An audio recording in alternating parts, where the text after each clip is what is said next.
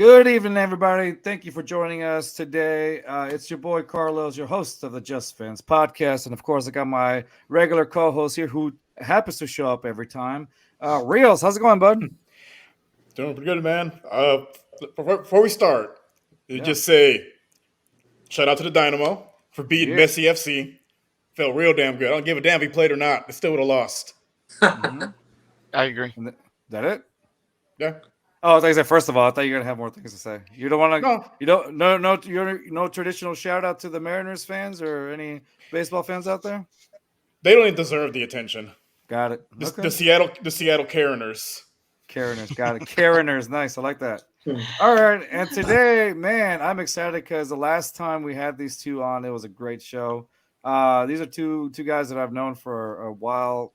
Lowe's over here, aka Public Enemy 59. I've known him since, gosh, we were like in 8th grade or 7th grade, long time ago.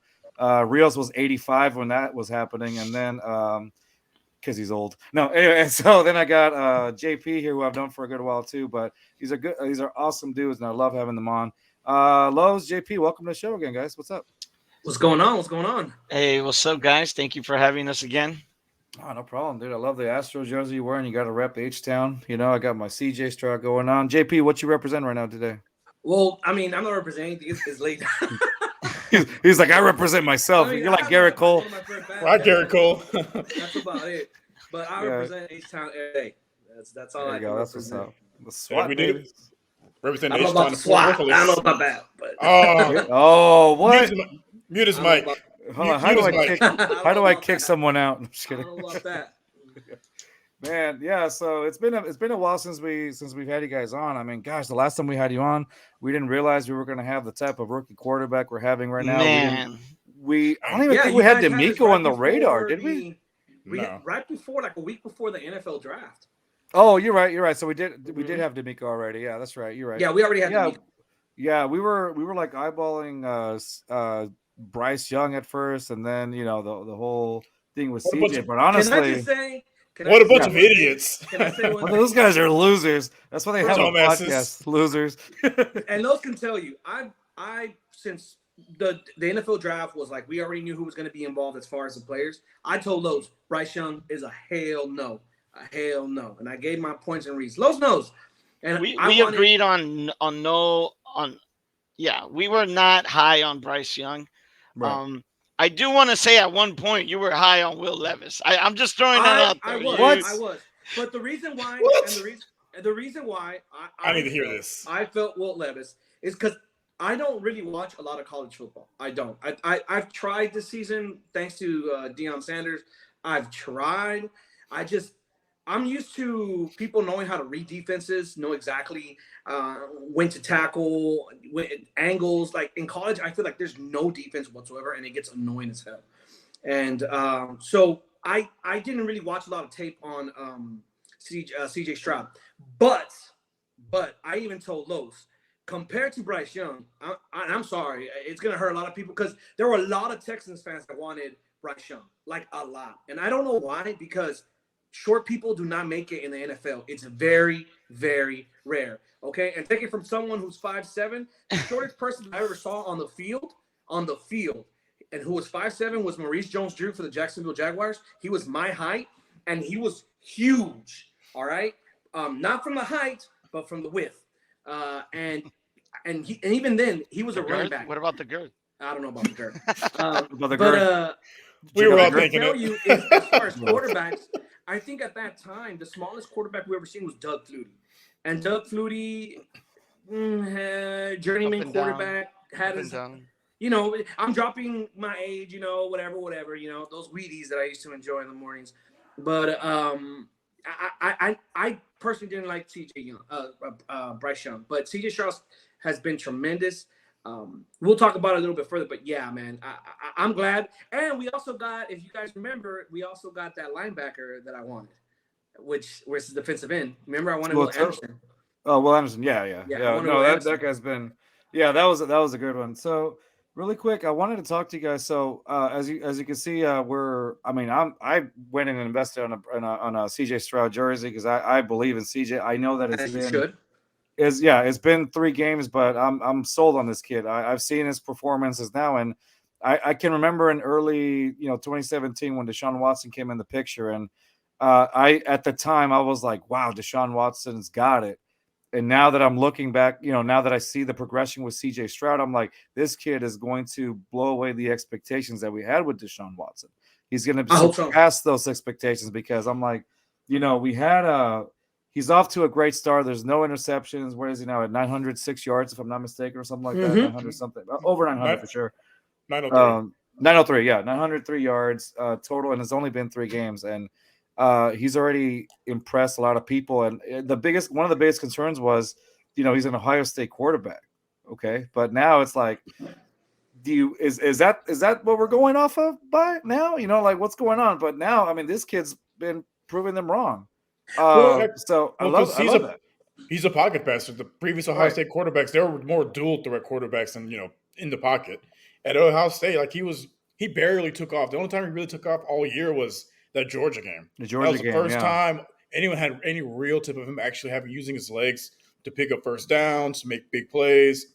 Because he used his legs to extend the play, but he never went outside the pocket. He always stayed in the pocket. Yeah. Go ahead, Los.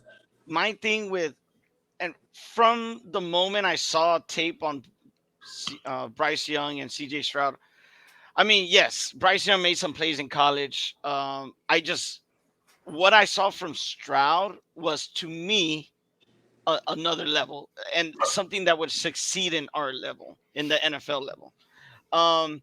In that last game against Georgia, right, which went on to become champion in that year.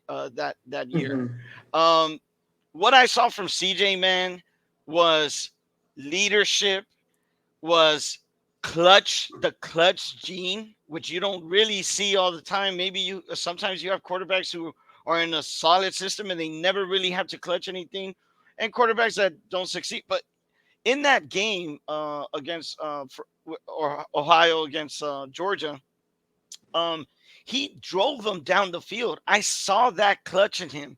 I saw him, and yes, you're right. He doesn't really use his legs very much, but when the moment called for it, he ran and got first downs and moved the ball down the field with his legs. And I saw that clutch in him. I saw him driving them down the field to, I believe it was to win the game, or at least tie the game with the field goal, and the kicker missed the field goal. If not for that, a whole other story that year. He probably would have gone number one. He would have won it. I think his stock would have gone up by then. You're 100%, right. But not just that, they'd be national champions. They would easily beat. Exactly. So I saw that gene, that DNA in him. Simply, like, you could have just watched that game and just seen it, just what he was doing, how he was playing, how he was leading his team, and sure enough, it's translated. And it's crazy, that point you bring up, Carlos, about comparing him, to Deshaun. You don't want to compare, but at the same time, not fully. You're gonna compare. we don't don't want to compare them fully. Yeah, there's some similarities, but honestly, they're two different types of quarterbacks. Yes, they are. I think CJ is way further along in his development as a pocket passer than Deshaun. But what I want to pinpoint on is the fact that the progress. Deshaun, it took a few games. You saw sparks here and there, but it did take a bit for him to really take those steps. And it's crazy, in his third start in the beginning of the year, it wasn't like Deshaun, who got put in the middle of the year and he got to sit back and maybe was in the middle of the year. He got started. Yeah, it was middle game one. Shit. I can cuss on here, right? Well, no, you cannot. I'm kidding. Go ahead. Of course. I was gonna say Bill O'Shit because I don't call him my real name. So Bill O'Shit was an idiot. Well, he's always been an idiot, but that particular season with Deshaun, he should have started him from the get go. Everybody was clamoring, but that's neither here nor there. For me, Tom Savage is our guy. Yeah. Come on, you even had the Hopkins being like, "Yeah, Tom Savage is our guy." Yeah, he's our quarterback. For me, things are a little bit different because I've been watching NFL over 20 years, and I've seen quarterbacks come and go, all the hype. So for me, I'm very pessimistic on all that. So as you guys remember, I was okay if we didn't draft a quarterback, as long as we got the best possible player. That was I the was take okay with it. this guy had. I did. That's Hey, right. should. I remember I that. don't. Another There's no year of Davis quarterback. Mills. And There's I no, would have. Oh, there's that's no right. I quarterback in forgot this- about You that. should Yeah. take. Yeah, that was the take I'll this help guy you. That's had. right. But But look, he was the fine reason not being is drafting a because quarterback and I waiting. would have laid on train tracks if I had to Hey, witness another year of you know Davis what? Mills. I've lived through the Vince Young era. We saw all that hype, and remember all the Texans fans. And to this day, what turns out that we actually did the right pick in Mario Williams out of Reggie Bush and Vince Young. So that's just an example right there in itself. Well, So, Jeff Fisher is a quarterback killer.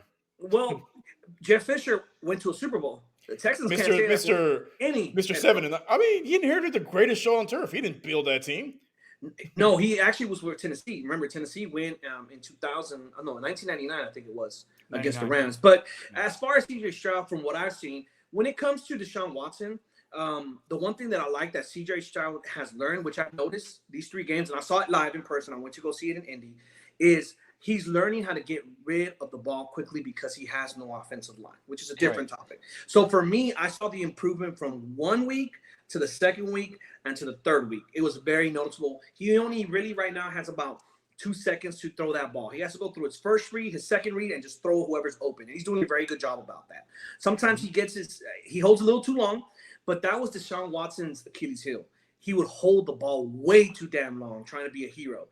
I think CJ Stroud is better at that. I think right now for 3 games, he's really, really impressed me. I do think he is the franchise quarterback. I hope he continues to improve because right now, what's going to end up happening is after the season, regardless of the outcome, they're going to have tape on him. Yeah. Once they get that tape, that's when we're going to find out, okay, can he go and take the next step to try to be a great quarterback? Right now, he's a good quarterback. He's doing everything. The Texans are not losing because of him. They're actually in games because of CJ Stroud. So that's a very good start with how our team is constructed right now. I'm gonna agree with you on that 100% because I remember when Patrick Mahomes came on the field and he just completely just went bonkers and I think he went to the Super Bowl that first year he was out. Yeah. So then I remember thinking to myself, and I don't know if you guys thought about this as well, like wait till year 2 when there's tape out on him and see how he does. Say it was fine. Yes, there were some defenses were able to contain him here and there, but he still balled out. They still I made feel it to the AFC Championship. they did, and so I feel the same thing with CJ. Don't get me wrong, I still think he's a franchise quarterback. Obviously, I believe in him. We're way better off with him than we ever thought we were with Davis Mills. We can all agree with that, and that's just common sense, really. To be honest with you, Davis Mills would never. Anyway, so then, but I do want to see. Obviously, we're going to enjoy what we can this year because there's not much tape on him.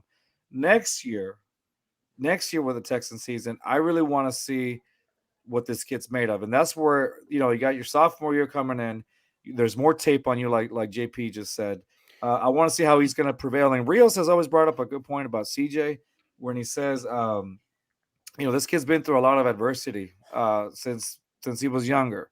This is just another one of those things that he's going to look back on and say, "Hey, I went, year 1 without a freaking O-line. I'm sure year 2, I'm gonna use this to my advantage." JP said, "I can throw the ball out quicker." That's it. Really, the only complaint that I have with CJ really is just something. You can't even say rookie mistakes because you expect that from a rookie. But holding the ball a little longer, it's something that can be worked on. But that's not like the worst thing. Like his accuracy is amazing. Oh, it's like it's fun for a his rookie. touch. It's touch on the ball. You have like guys like Anthony Richardson, Rios. Remember you talk about this. How he's more of a project quarterback, but his inaccuracy is awful.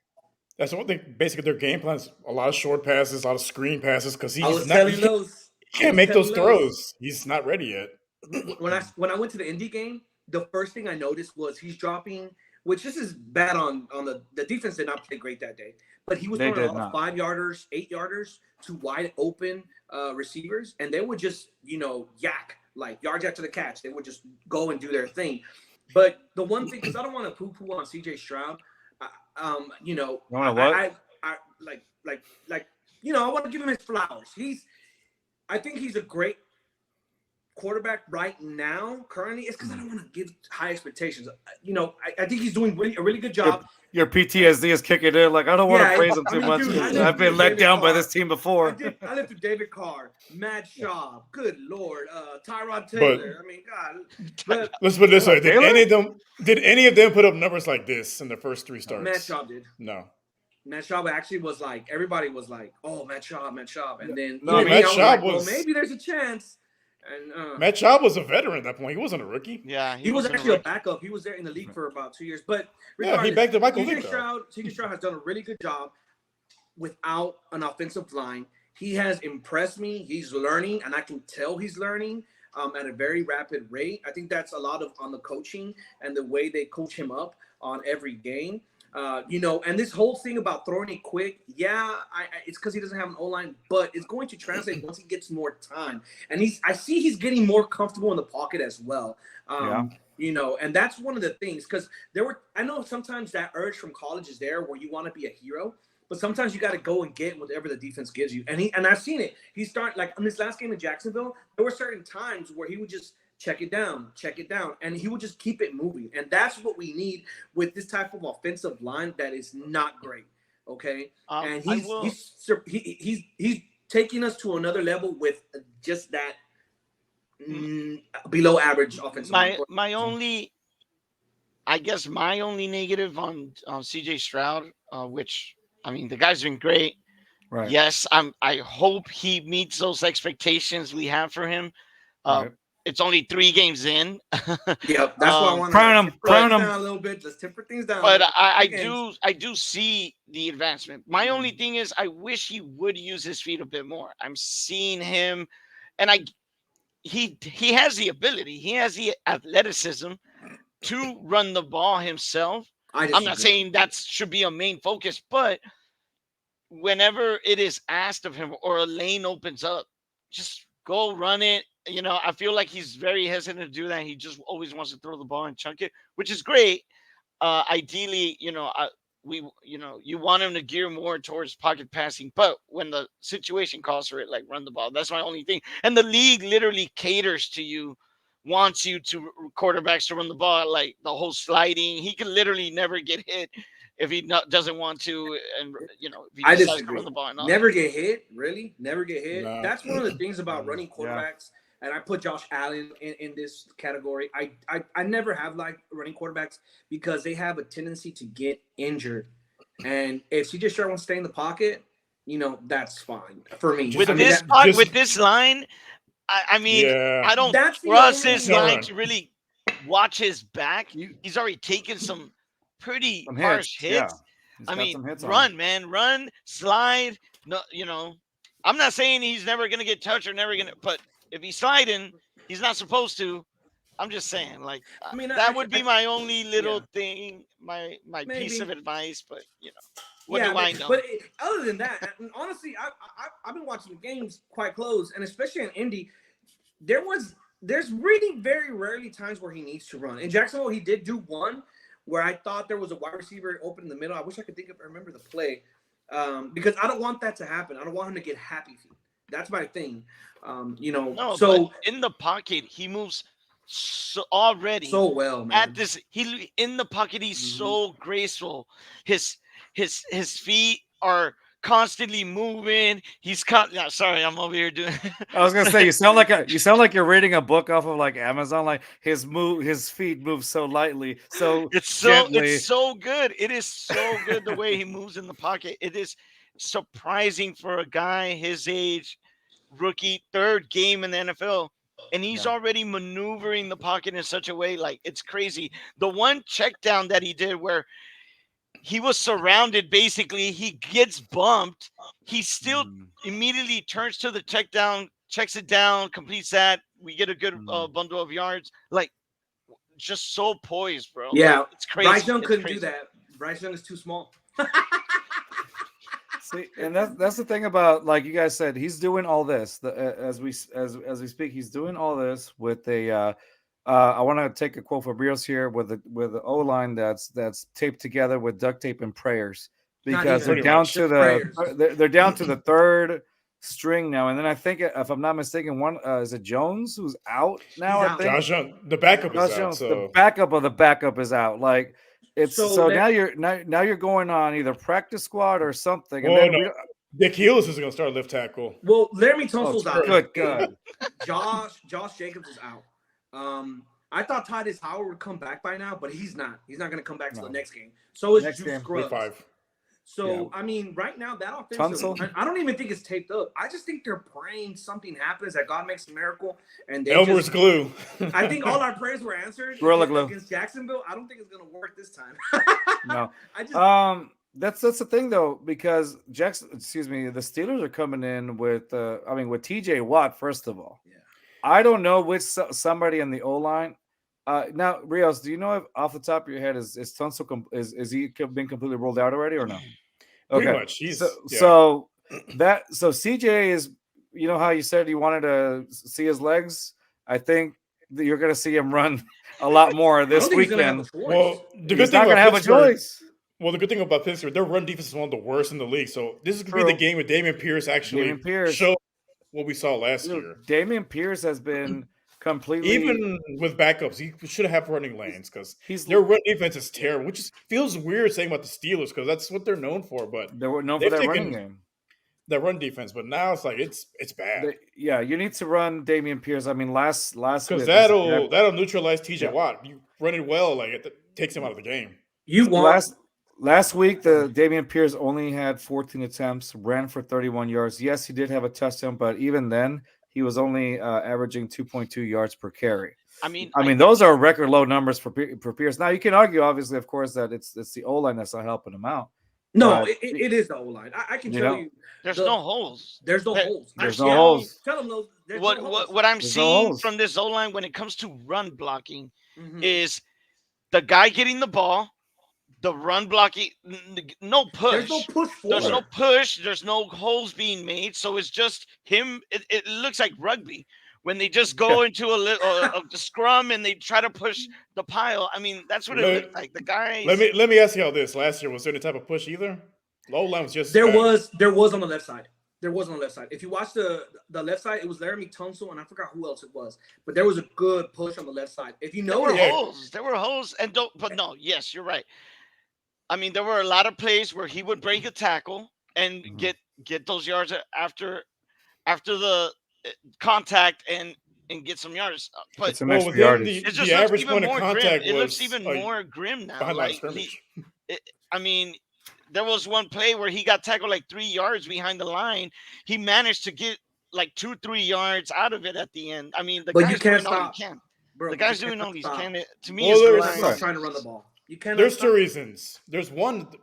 You could say the O-line. I think also he lost a lot of weight because before he would just run over people. Now he lost because it's a zone run scheme, so it requires more agility than just bowling people over. And I think that weight loss is starting to come into effect. What I can tell you from what I've seen is could it be both? There's O-line and his weight loss. Yeah, I don't know about combination. His weight loss. Combination of both. Remember, I think Arian Foster was lighter than him. I think. Yeah, but remember when he went vegan and then he lost? Yeah, that's what I was going to say. He went vegan and he just kept it all up. But I think that from what I've seen, there's just no push. And if there is a push, that hole, and that's one of the things I've noticed about Dameon Pierce is that when the hole is there, you have to hit it. There's no skipping left to right or trying to dance around it. You hit that hole and then you just cut back and take off. And he's not doing that. He's so desperate to find the hole and like look another route if he sees that it's a possibility that it'll close up, that he just stumbles, hesitates, and by that time it's done. It's closed. So I think he needs to improve on that a bit. If you look at the games, you'll notice that sometimes there's a hole, he just doesn't hit it. He slows down, like he hesitates. And he shouldn't. Just hit it with convention. If it's there, it's there. If it's not, it's not. Because this O-line isn't going to give you much as far as a run game. But you have to continue to run the ball.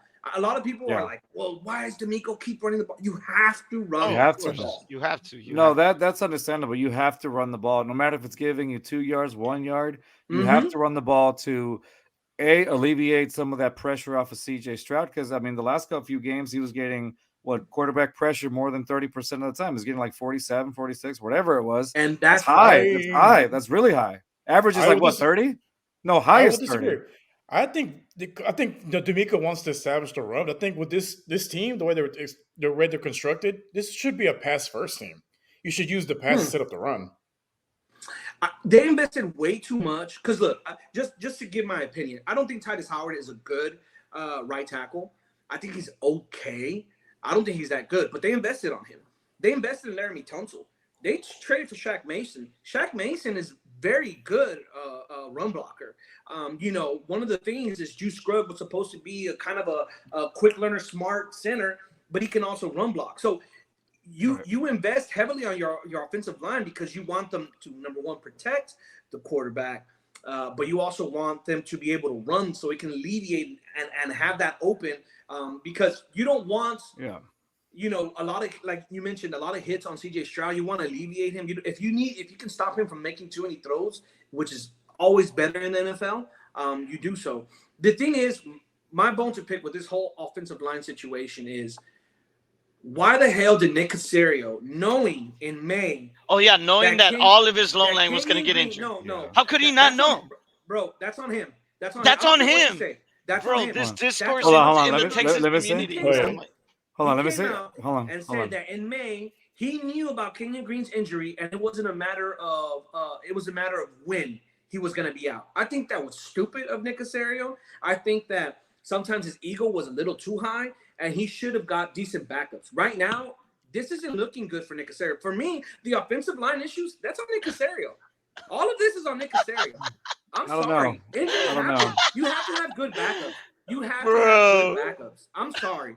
I don't know. Like at this point, it's like to me, I'm like, all right. And Rios, let me know what you think, because I think you and I've had a conversation along the lines of this. So I honestly do believe the Texans did what they could, investing in the O-line. With Shaq Mason, highest position groups. Right. They extended Laramie Tunsil because extended Titus Howard. You spend on Titus Howard. Yes, you can disagree, or I mean, you can or you cannot if disagree on it. But I would have kept them. I think they did the right thing there. You went off and got Shaq Mason. Yeah, they don't grow on trees, right? You went off and got Shaq Mason, which you said he's a good run blocker, right? And then yes, Scott Quessenberry got hurt. But we all agree. We even had Sarge Big Sarge on the podcast that told us, hey, you know what? When Scott Quessenberry went out, Juice Scruggs came in. That's a huge upgrade. So and that right there alone, blessing in disguise. Blessing in disguise. Right, but how do you attribute for injuries? I think Kenyon Green was supposed to be Kenyon Green could have been a 50-50. It was a sophomore year. He was supposed to learn, but stuff happens, ACL tear. So I mean, we're talking about was it Oh, I'm so sorry. I thought it was injury. I'm sorry about that. Yeah, but you can't really predict for that. You can't really predict for that. I think that with Kenyon Green, he knew that the injury was severe since the beginning of the year. But that's one guy. And he stated it. I'm just going based on what y'all guys don't have to believe me. Nick Caserio came out and said it. It's actual. No, I know he did. He came out and said he knew in May. So if you know that, and you know that you have a rookie quarterback, the number one thing that you need to do as an NFL team when you have a rookie quarterback is have your O-line ready. He did not have it ready. Kenyon Green is a starter. We already had issues from last year because Kenyon Green did not play that great last year. We thought he would get a bump this year. And in the preseason, I was like, what the hell is going on with our right guard? And guess what? Did we have a backup for him? No, we never even planned it. And then the thing is, we're over here getting the backups of other NFL teams. Like, to me, there was a lot of that's the thing, though. That's the thing, though. When it comes to the O-line, it's hard to actually get somebody of quality as opposed to like a running back or because like the that. quality guys are on rosters. JP, right. Or they're free agents, wants us to do something no NFL team has ever done and have money. He did not want to spend money. JP wants us to have multi-million-dollar backups as well. Not only multi-million-dollar starters, but multi-million-dollar backups as well. Not something no NFL team has ever done in the history of the NFL. JP wanted Caserio to do that this year. Protect your quarterback. If I'm hearing him right, that's what he wants. Protect your asset. That's what you do. You protect. Okay, I'm sorry.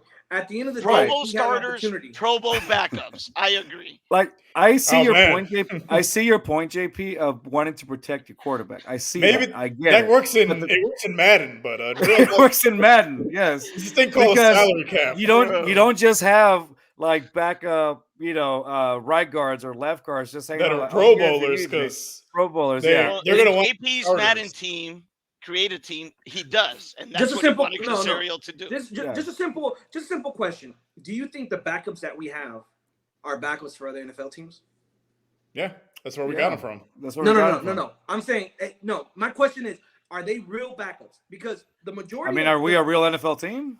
Well, let's What just I'm say saying- this: what I'm last saying week is- against Jacksonville, Yeah, zero no, no. sacks. What I'm saying is, Yeah, They gave zero they gave sacks. Mahomes They they did gave that. Mahomes they gave Mahomes trouble. He would be a Mahomes. starter. He would be a backup. If Fant went, and he would be third string. If Fant went to the Steelers, Josh, what's his name? Josh Jacobs, I think his name is. He was the Josh third James. string. Josh Jones. Josh Josh Jones, Jones, yeah. he was the third Josh Jones, string.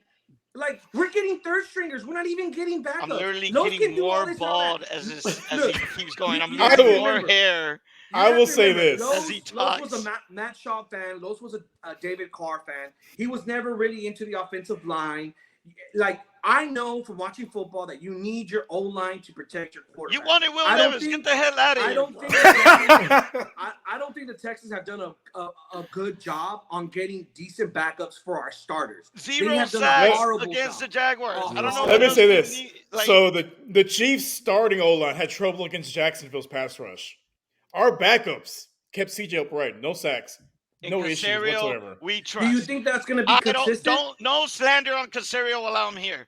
Screw that. In Casario, we trust. No. He's going to take that L. Got the He's gonna right take that L. quarterback. Got Will Anderson in the pick right I agree. after. I'm not saying he's the bad. We got GM. What I'm saying Tank is- Dell. Hold on. And the backups of the hold on. backups are keeping Can I the say guy that upright. I- What do you want? I'm gonna give CJ Stroud credit to Hannah McNair, by the way. Just letting you know. Hannah wanted CJ. Well, We love he's- ourselves some Hannah. We love ourselves some Hannah. The overall thing with the offensive line is in these two, we have what we have now, and the whole thing with Jacksonville was a miracle because once I found love out this. Laramie Tunsil was out, I was like, "Oh, this is You're- not you're- going to be you're good." I actually drowning, thought JP, Jacksonville just was stop. going to Swim go to ahead me. and attack. Swim to me. Yeah, I 'cause- had zero doubts. Really? Well, I told Lowe's, and I told Lowe's before we heard about this injury. When we were looking at the calendar, the schedule, I told Lowe's, there's one team that I'm not even scared of, that I'm not even worried about. And that one team is the Jacksonville Jaguars. And everybody else, all these little Cowboy fans, and everybody was like, why? Why? I'm like, dude, we have their number.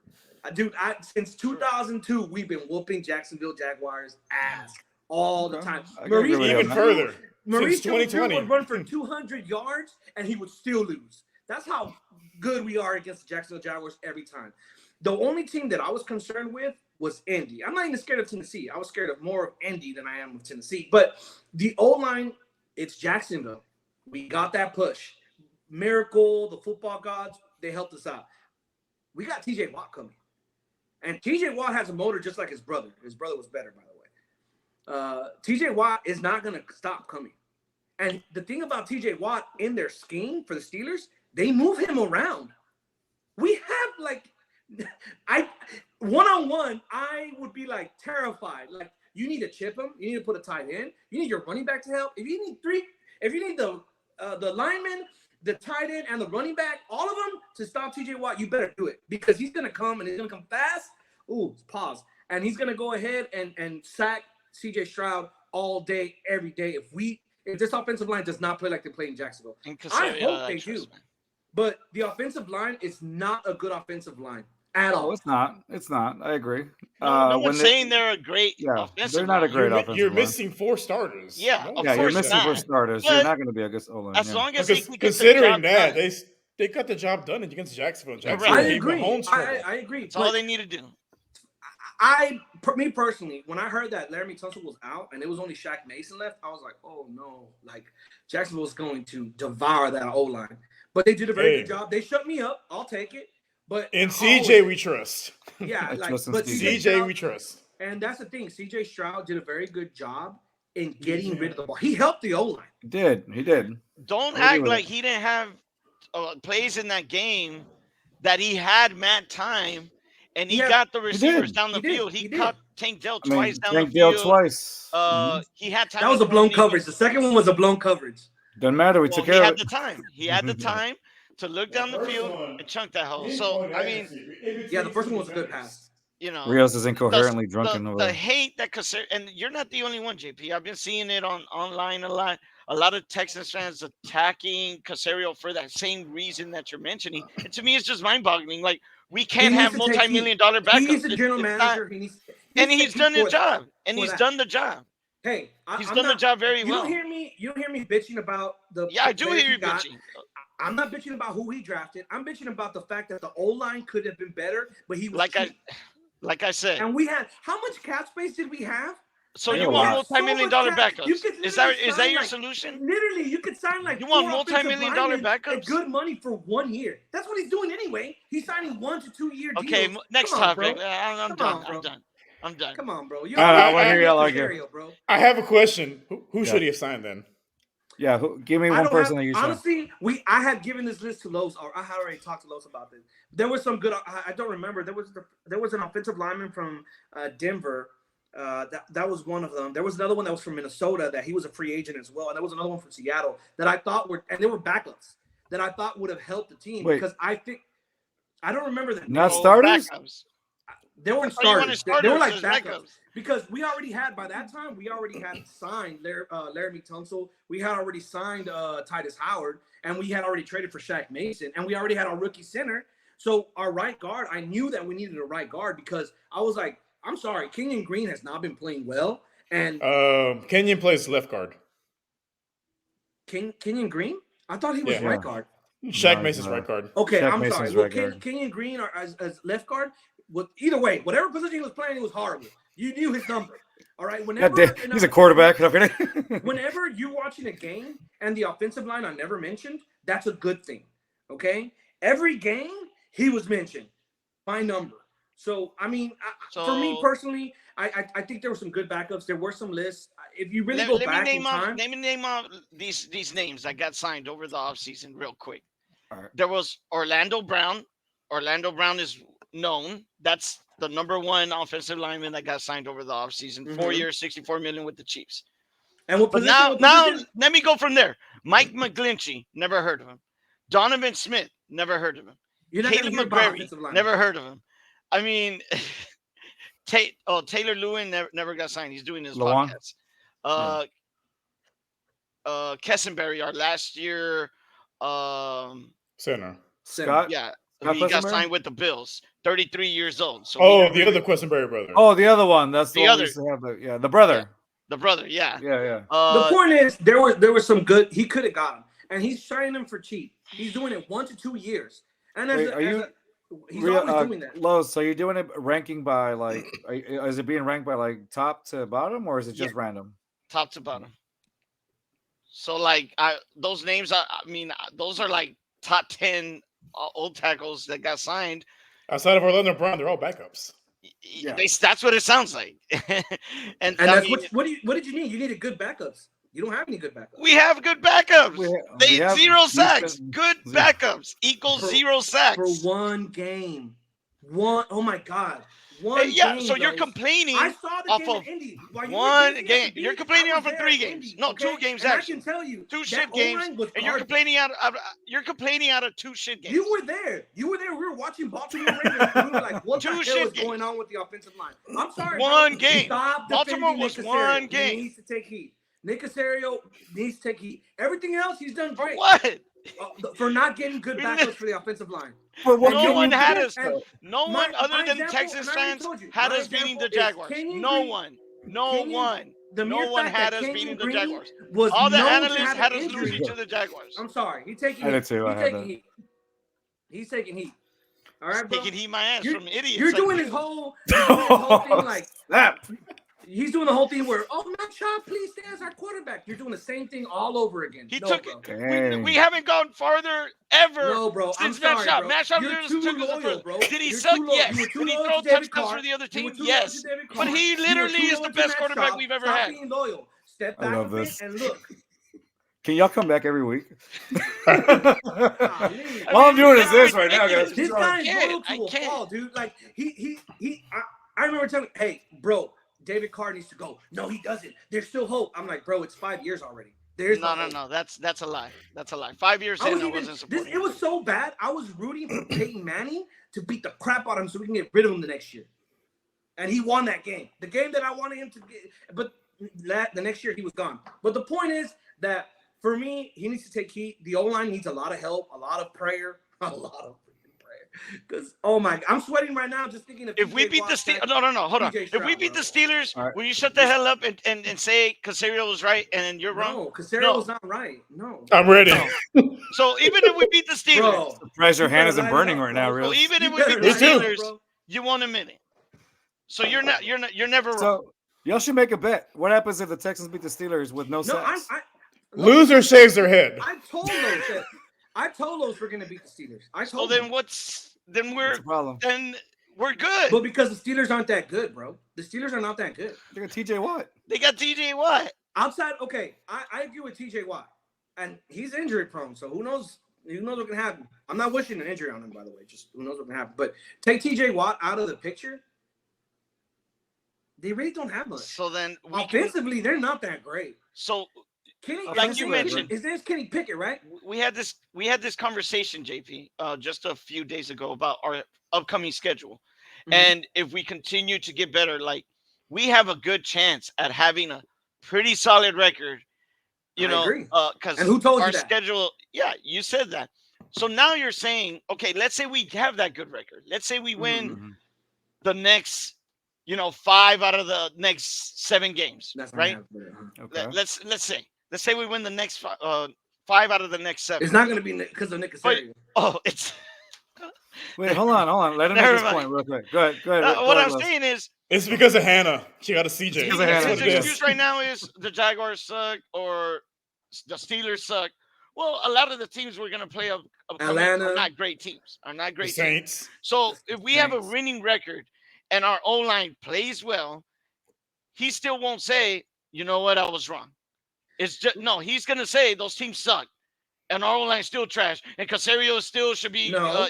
See, that's not Okay, what I said. so What really did I quick, tell really you? quick. Sounds like- We got the next few games. Okay, Steelers, then the Falcons, Mhm. Saints, And the bye Panthers, week. Buccaneers, and the Bengals. Okay. So We're out gonna of all lose to the those, Bengals. We're gonna lose to the Bengals. That's a fact. are we?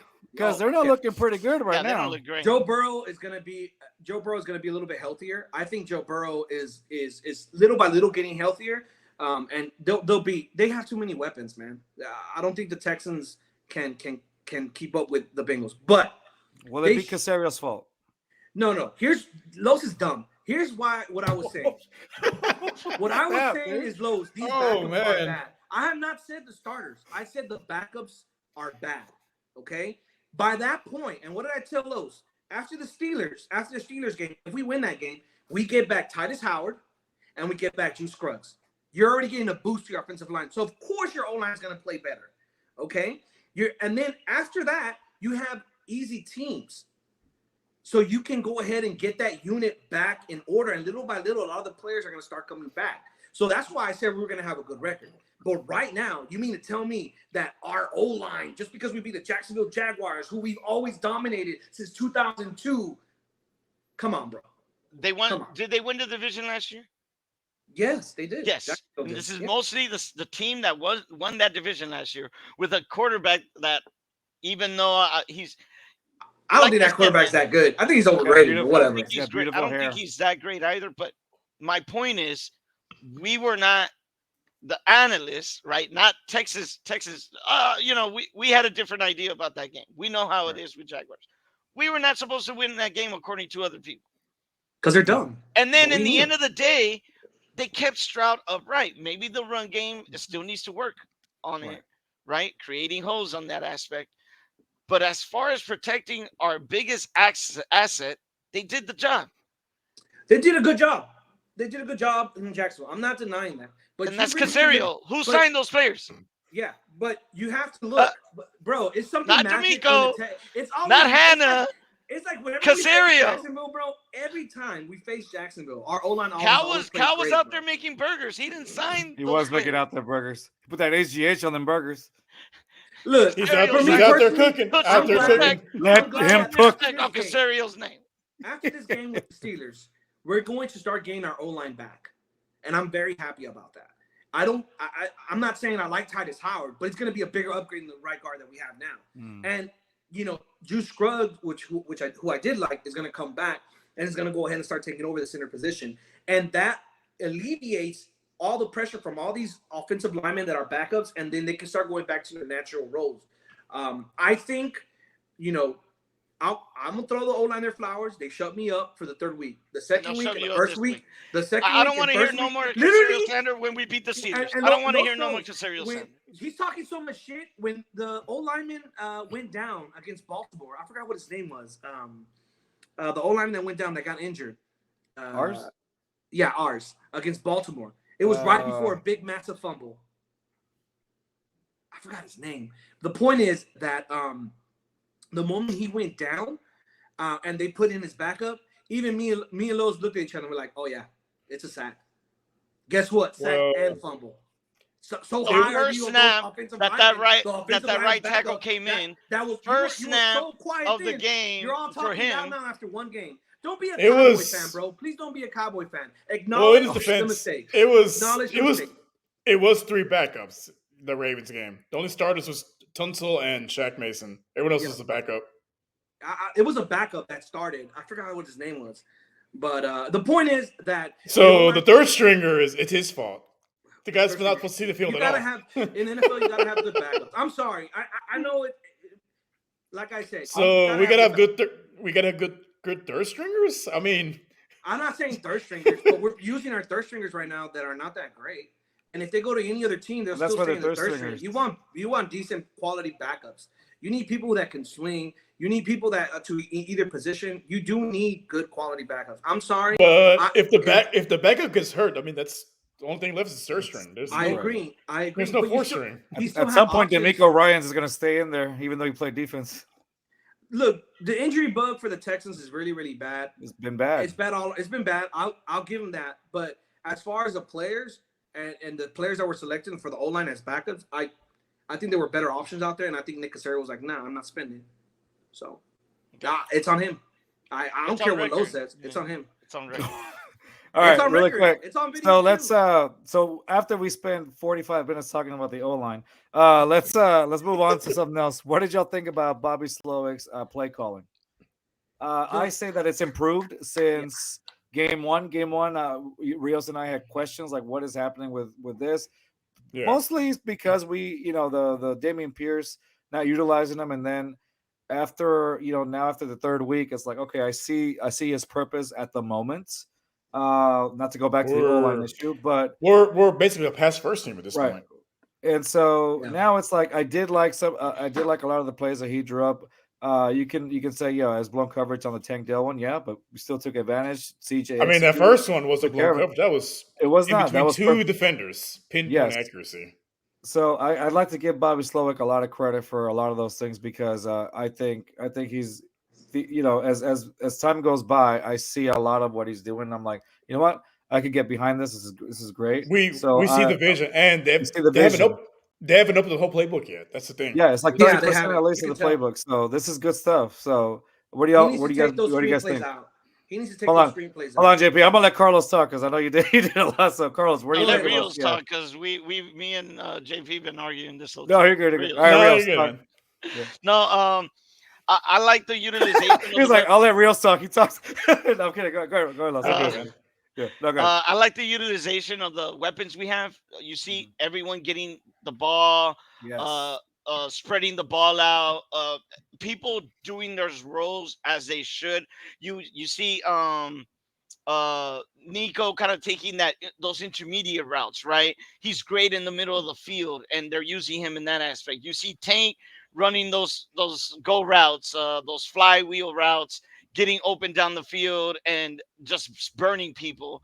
Robert Woods, when you need someone dependable, Robert Woods is there for him. You can tell CJ trusts him. So the the team that Casario has built and how Slowick is utilizing them, it's masterful. Now, the play calling it was lackluster the first few weeks. You could see that he was still trying to get a rhythm against the Right. Jaguars. You could kind of see it going. You could kind of see him getting that run game. It wasn't great, but nonetheless, calling those plays. And then that leading into the passing game. To me, it just kind of seems like not only is Slowy getting comfortable with the playbook and the play calling, but the team's also getting comfortable with each other, and they're molding very well. So yeah, very optimistic on Slowick and the offense, the weapons. Mechie's getting in there as well. So yeah, very excited to where they go. I mean, a lot of these guys are young.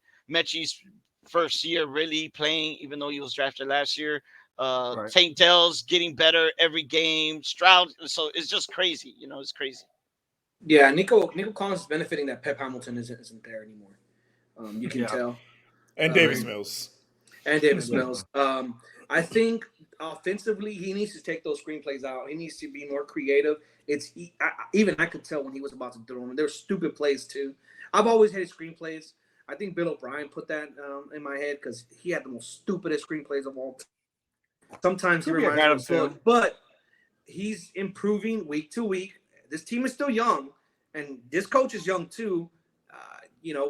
They're improving week to week. I'm not going to say that I like everything. There are certain times where I've noticed where he doesn't need to run the ball. He can do a quick slant here and there. So there's little things here and there while watching the game that I pick up, and I'm like, but he's doing a good job. The one thing that I would say that is kind of bothering me is how Schultz is not involved as much in the passing game. I think there needs to be some plays. They need to get him going. Maybe he's And being blocked. He's blocking. he's blocking a lot, and I get that. I get that point. But there's certain times where he can block real quick and then take off. And there's certain opportunities that Slowa can use because Schultz, we're not using him, man. We're not. I mean, I understand he's a good blocker, but we need to find a way to get him going because there's times where he's open and he'll drop the ball because he's not involved. They used Belvin Jordan this past weekend. They used Belvin Jordan out of nowhere. I was like, wait, what? He's still on the team? Yeah, it was like they used him. He's still there. There? They used him up, and it caught us all off guard for a minute. Yeah. So I mean, maybe they're using what's his face Schultz as a blocker, and maybe they're going to start using Belvin Jordan a little bit more often. I think we'll see Schultz take a step up once you get the starting O line back because he won't have to block as much at that point. Right. Exactly. That's basically your extra lineman. Because Brevin's not much of a blocker, but he's a great pass catcher. That's why he's starting to shine a little bit because he's open. He's tall. But you have Schultz blocking. Yeah. And he's tall. You're right. He's a tall target. Like you guys said, it all comes down to the old line that Nick Casario put together. And, they're not doing a very good job at all. And so, this 1 week against Jacksonville, I'll give it to them. Like I said, we always own Jacksonville. But hopefully when everybody starts coming back, the starters start coming back, I think maybe you're right, Schultz will. But they need to find a way to get him. Regardless. Against the Steelers, you need him. And, hopefully Slowick comes together a little bit better. Just take the screenplays. I like those screenplays. I hate those screenplays. But yeah, other than that, Slowick's doing a good job. So I think for me, so the first couple weeks, you could tell that they wanted to establish the run early, but I think by week 3 they realized that it's not going to work. We're not a run first team, even with all these backup linemen. Like our strength is our quarterback and the quick passing game, the intermediate routes. His accuracy makes up for a lot of that. Having a lot of backup O linemen. And even when we get the starters back, I think we're going to continue being a pass first team. We're going to use the pass to set up the run. Yeah. I don't see us being I don't see us being the 49ers. We're not going to be, run, and then pass. We're going to be pass, and, get a run of like 3rd and short. You know what I did like? One of you guys mentioned, I can't remember who it was, that he's able that CJ Stroud is able to distribute the ball more. I mean, for Tank Dell this past week, he got 5 receptions, 1 touchdown, 145 yards. Nico Collins had 34 yards, 2 receptions, no touchdowns, but he still got something. Robert Woods had 34 yards, just like Nico did, 3 receptions, 0 touchdowns. And then even Belvin Jordan, 2 receptions, 1 touchdown, and 13 yards, but you still utilize them. Those are 1, 2, 3, 4, and then I'm sure, and then I think Mechie caught like 1 pass. But you're not being a Mechie, one-dimensional quarterback.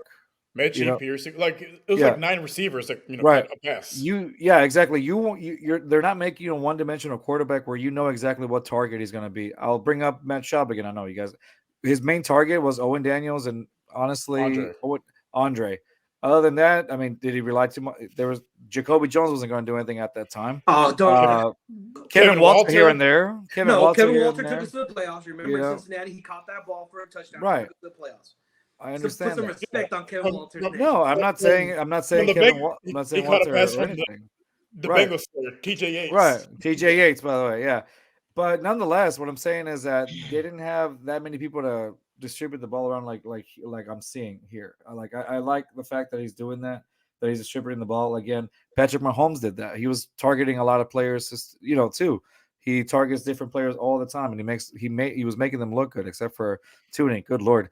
But still, like that to me was the highlight. I've been enjoying. That was Mahomes last year. Like they're like, oh, he's going to struggle with that Tyreek. And what did he do? Nope. Made everybody else look good. He got McCole Harbin a big contract with the Jets. He got all these guys, extensions and contracts and that. Like they're No, and I'll give credit. Right I'll to give Mahomes. credit to Nick Casario on this. The wide receivers. Carlos's face. Yeah, the wide receivers have not been the issue in the Texans losing or winning these games. The wide receivers have played decently, better than I thought. They were underrated. They were big time. They were rated the worst receiver group in their league, and they're not playing like that. They're playing pretty well. Tank Dell is number 12 in yards, number one among rookies. Yeah, I mean. So we're coming up on the hour. So what I want to do is before we all start arguing again, I do want to ask for y'all's predictions for this weekend's game. So who wants to go first? I'm gonna go. Okay, I'll just choose. JP, let's hear it from you. What do you think the outcome's going to be this weekend against the Steelers? So my heart is hoping that the Texans win this game. I'm looking at 24-17. Okay. I just don't think that the Steelers have a good enough offense to score a lot of points. If you've noticed, they're around the 17 points every game, I think. Okay. So I think that's what they're going to score on, but I don't trust Kenny Pickett. So, yeah, I would say the Texans have a chance 24-17. 24-17, you said, right? Mm-hmm. Okay. Lowe's, what you got, buddy? I'm going to go 2017. I think we're going to be able to move the ball somewhat against this team. But it's the best pass rush that we faced so far this season. So it's going to be tough. But yeah, 2017, I think our defense will trump their offense. And that's in the end is what's going to win the game. I don't see anything really from their offense that scares me. Yeah, me neither. Another game under their belt on this defense. I mean, we're lackluster in the defensive, in the secondary side of things. We lost, our number one cornerback. So, yeah, I mean, but nonetheless, I think we pull it out thanks to Casario, of course. All hey, right. Jalen Petrie's coming back, and so is Jimmy Ward. Yeah. They're going to be there. You got that helps. Big boost for the defense. Big booster. Rios, what you think, bud? What do you think the score is going to be?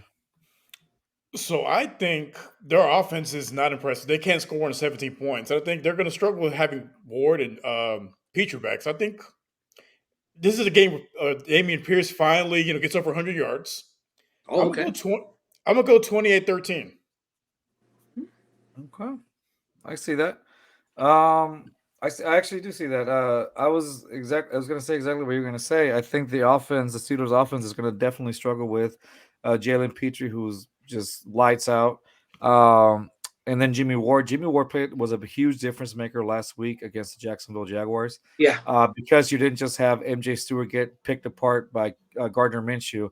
Like I told Reels this, I was like, Gardner Minshew owned this man. He literally made him pick up his dry cleaning. He took his lunch money, and then he made he picked up Gardner Minshew and drove him to his hotel room. That's how Not bad he just thinks that. of MJ Not just that. Stewart. He What took his number is mom. he? What number was he? Because I remember 20? in the indie game, 20. because Minshew was tearing apart number 29 and number 4. 29 is MJ Stewart. Yeah, MJ. Oh, I'm sorry, 29. I apologize. Yeah, Yeah, 29 And was getting he took his destroyed. mom on a date too. Yeah, and number didn't 4, call her bad. I was back. like, what is going And on? At didn't all. call her back. Left her on red. No, but honestly, if everything goes great for the Texans and we win against the Steelers, I have a feeling we're going to have a winning record because we're going to beat Atlanta. We're going to beat them. The New Orleans game without Derek Carr there, it's a 50-50 game because I don't trust Jameis Winston. He's good for 3 interceptions every game. I could say we beat the Saints with or without With Derek Derek Carr. Carr. Yeah. With I'm not Derek worried Carr. about Well, Saints. Derek Carr, he's been playing a lot better. I've been watching the games. He's playing a little better, but that injury, ugh. But like I said, the Texans, they should have a pretty good record by the time they hit that bye week. So I'm gonna agree with the pass rush is gonna be a concern because it is the best pass rush we have faced this season, and so that's gonna be a true testament of the leadership skills of CJ Stroud, his game management, how well you can how fast you can get rid of the ball, how much you're going to hand it over to Damian Pierce, or how your checkdowns are going to be essential as well. So honestly, I'm going to say the Texans pull it off 28-7 because I don't trust the Steelers' offense. I like our chances with Jimmy Ward. I like our chances with Jalen Petrie. I honestly think that Will Anderson's going to. I predicted a sack or two even from Will Anderson this season. I mean, He's getting close. He's getting close. I can see a multi-sack game. I can see it. And then let's not forget about Blake Cashman, who had a great game. Maybe turnovers could be a thing too. Yeah. I I think mean, like I said, the defense, Beck runs another one back. the defense, Exactly. they play. Beck really runs it well again. against that. Yeah. So this Predict team another is kickoff special. touchdown. I think this team is special. They're underrated and they know it. So I think we're going to get surprised. And if if we ended up losing, which I hope we don't, then at least you understand that this is a learning curve for CJ Stroud, what to do and what not to do. Because now at least you have faced the top pass rush that you faced in these last 3 games. So now you know how to handle the situation, review the tape, unlike Kyler Murray, and and probably the best pass learn rush you'll from it. see for honestly Right. the majority of the season. Yeah. Well, We won't see another let's pass hope rush so. like this. Let's hope so. This is going to be a tough test, and I hope we get an A+ and we walk out of there with a win. Even if it's like 21-20, I'll take it. We need that win because I feel like our upside is coming with all these starting offensive linemen coming back. I predicted before I knew about the injuries of the offensive line and everything that happened. I predict that they should have a 9-8 record and probably be in the playoffs. I think with things going and the way the schedule looks, and I already discussed this with Lowe's, like I really feel like we should have a playoff chance available to us, and we just got to win our division. I'm not scared of Jacksonville. I'm not scared of Tennessee. They can wear the Oiler gear all they want. We're going to whoop that ass twice, okay? The only team that I'm concerned with is Indy, and we need to beat Indy at Indy, which is going to be a tall task because we barely win there. Yeah. All right, there you have it, boys. So I really do want to thank both of you guys for swinging by, Los and JP. I appreciate you guys. This was fun as always. I always love hearing y'all argue and call each other names. It's always fun. This loyal guy, I called him an idiot. loyal to a fault. It's better in person, honestly. It's better in person. Yes. We were at the bar In and Dallas? Worthless. Oh my god, I was having the time of my life, man. Yeah. Oh, at the bar, bro. If y'all ever see me and Los like live and we're there, we're just talking Texans. Like this dude is the most like borderline fight. Like there's a difference between being realistic and unrealistic. Los sometimes is unrealistic. See, they still kept it going. Says the guy who wants a Madden O-line team. Sure, I'm the unrealistic one.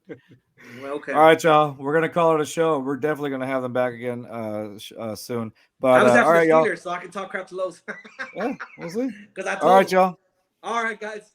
All right, y'all. Thanks for watching. Don't go anywhere, guys. Thank you guys for watching. I appreciate that. We'll see y'all Sunday for the Steelers game. That'll be it for us. Peace. Maybe at the game. Maybe at the game, depending on Reels. I'm still waiting to hear back from them. All right, y'all. Peace.